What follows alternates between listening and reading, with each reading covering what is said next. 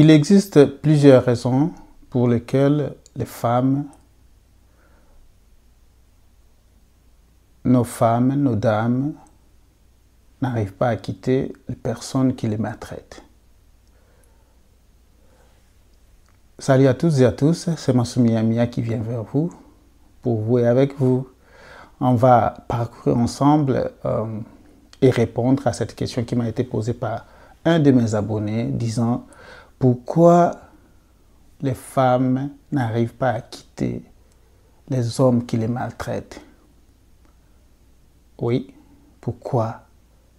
Pourquoi elles n'arrivent pas à quitter ces hommes-là? Ils les tabassent le jour, ils les tabassent la nuit, ils sont agressifs à leur égard, mais à la fin des comptes, ils sont ensemble. Et les femmes n'ont pas ce courage de quitter. J'avais dit qu'il y a 3 raisons, parmi tant d'autres raisons. Parmi tant d'autres raisons, il y a 3 raisons que j'ai sélectionnées.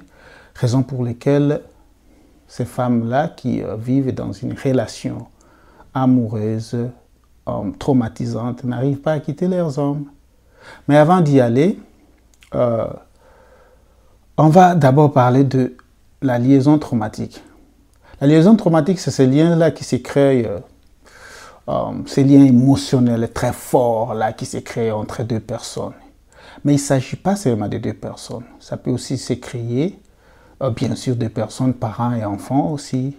Ça peut aussi se créer dans le lieu de travail où le boss a beaucoup de pouvoir, et il veut contrôler, il veut manipuler. Ça peut aussi, il peut aussi s'agir d'une relation d'amitié aussi. Mais ici, précisément, il s'agit d'une relation amoureuse.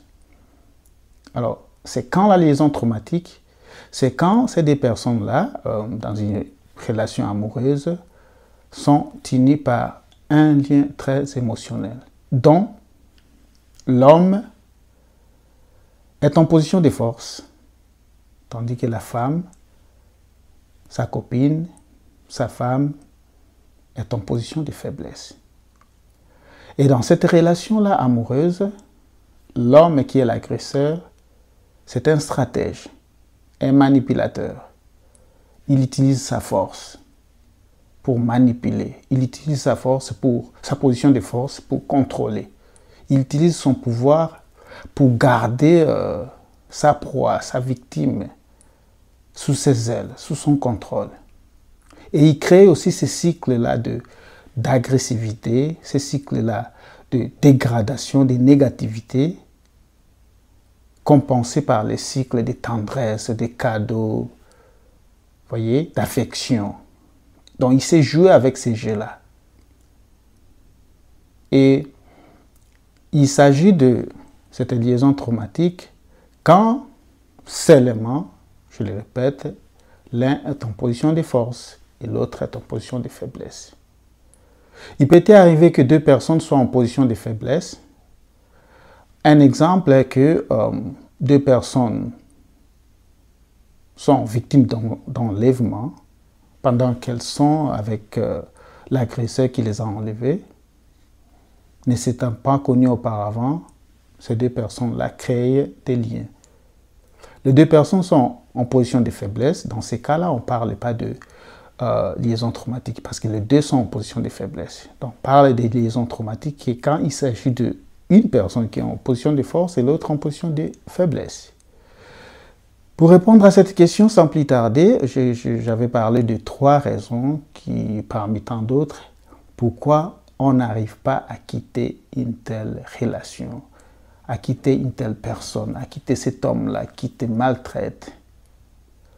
3 raisons. La première raison, c'est que la liaison traumatique va brouiller la victime, et sa conception des choses, sa perception des choses. Pourquoi ça va brouiller? Parce que l'agresseur va créer une alternance, ces cycles d'alternance dont il s'agit de l'utilisation de la force pour contrôler, pour mater, pour manipuler. Et de l'autre côté, l'affection, la tendresse. Alors, l'agresseur crée cet équilibre-là entre guillemets, et c'est ce qui fait que la victime va se questionner, va dire que oh, c'est pas lui, mais c'est peut-être c'est moi le problème, c'est pas lui. Pourquoi? C'est parce que d'une part,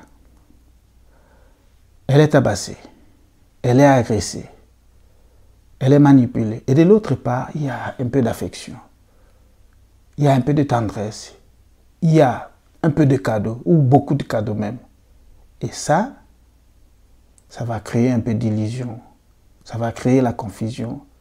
Et le temps va passer sans que la victime puisse se réveiller.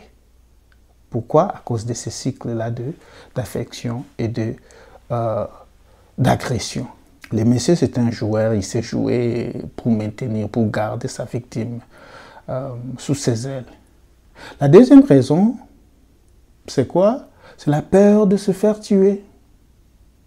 Je ne veux pas quitter. Mais si je quitte ici, bon, il va me poursuivre, il va m'attraper. Bon, je reste. Je vais un peu rester voir. Je reste parce que si je quitte, bon, il va m'éliminer. Il a tous les pouvoirs de m'éliminer. Il va me rattraper.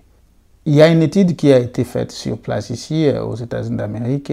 On a trouvé que 75% des cas de meurtre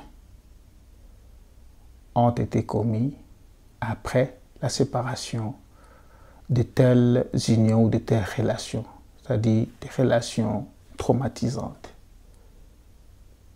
Et ça, c'est ce qui fait aussi, ce qui garde aussi la femme, la copine, la dame autour de la personne qui est son agresseur. La troisième raison, c'est la seconde chance. Bon, je vais lui donner cette chance, peut-être il va changer. Boum, le matin, il t'agresse. Et le soir, il vient avec des cadeaux. 1 mois, 2 mois, et ça va une année. Le fait de lui donner la seconde chance, c'est ce qui le garde aussi et le rend incapable de pouvoir se séparer d'eux. Donc voilà, c'était là les 3 raisons pour lesquelles les femmes n'arrivent pas à se séparer. Beaucoup se posent la question, mais pourquoi tu ne veux pas quitter? Non, ce sont les raisons là. Donc le monsieur là, c'est un stratège. Ce narcissiste là, c'est un stratège qui sait équilibrer. Il a un cycle équilibré. Et aussi il y a la peur, oui, la peur d'être tué, qui fait que les femmes, ces femmes-là, restent là.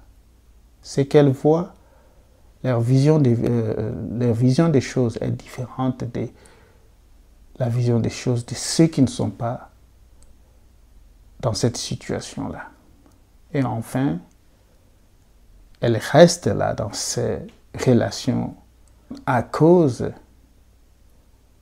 du fait qu'elles accordent des secondes chances à leur bourreau. Ça, c'est la première partie. Et la deuxième partie viendra où je vais donner des solutions. Comment faire pour se débarrasser, comment faire pour quitter ces relations horribles, quitter ces personnes-là qui vous maltraitent jour et nuit. N'oubliez pas d'aimer, de vous abonner. Si vous avez une question, allez-y poser dans la boîte aux lettres. Et surtout, opposez-vous d'une manière constructive,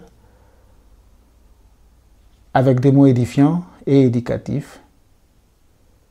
En attendant, portez-vous bien.